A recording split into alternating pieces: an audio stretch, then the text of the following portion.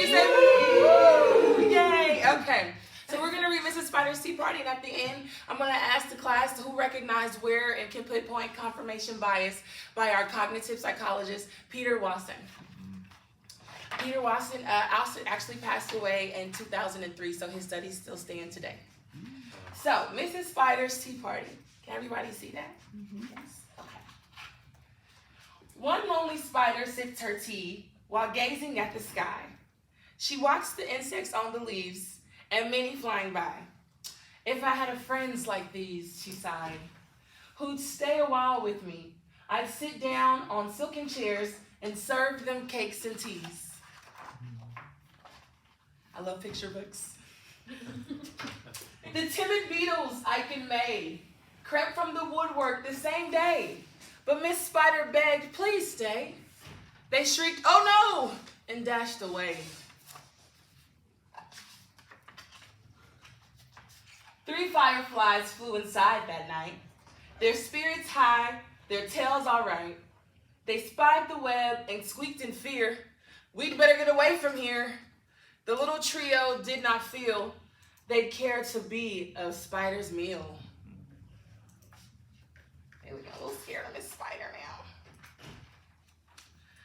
4 bumblebees buzzed by the outside. Please come to tea, Miss Spider cried. The 4 ignored her by swaying there. She waved a tea towel in the air, and she took a cup and tapped the glass. The one bee spoke to her at last. We will be fools so to take our tea with anyone so spidery.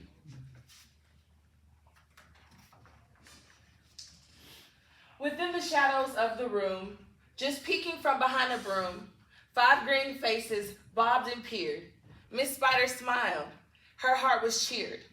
Descending for a closer look, she danced into a gloomy nook, but sadly found those jolly mugs belonged at last to rubber bugs.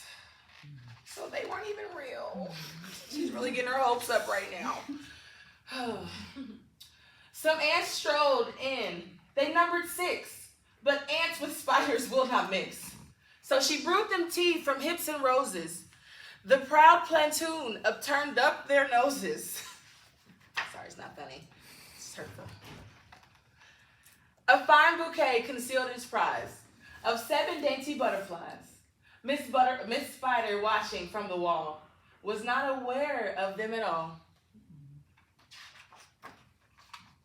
The tea table was set for 8, with saucers and silver plates. The cakes were fresh, the service gleamed, yet no one would arrive, it seemed. Her company is in no demand.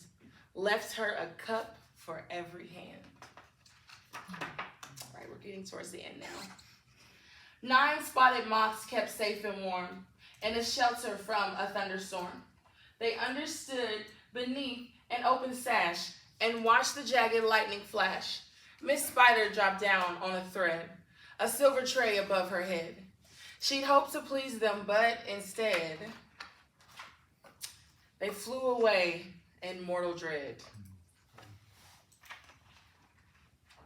Oh, anybody can tell me what's going on with Miss Spider right now? Pretty sad. She's so sad, right? It's really sad. They've left me all alone, she's cried. She dabbed her eyes and sadly sighed. It's plain no bugs will ever stay. Her tears splashed down upon the tray. 10 tiny steaming cups of tea were perched atop her trembling knee. She sipped and sobbed, and then she coughed and turned to see a small wet moth. A fragile thing so soaked by rain, his wings too damp to fly again. She smiled and took a checkered cloth. To the cloth, the frail and thankful moth. They talked and snacked on tea and pie until his tiny wings were dry. Then, lifting him up with tender care, she tossed him gently in the air.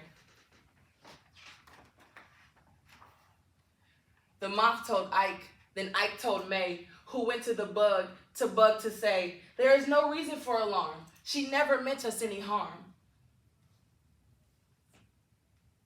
So later on that afternoon, assembled in the dining room, 11 insects came to tea. to share Miss Spider's courtesy. The end.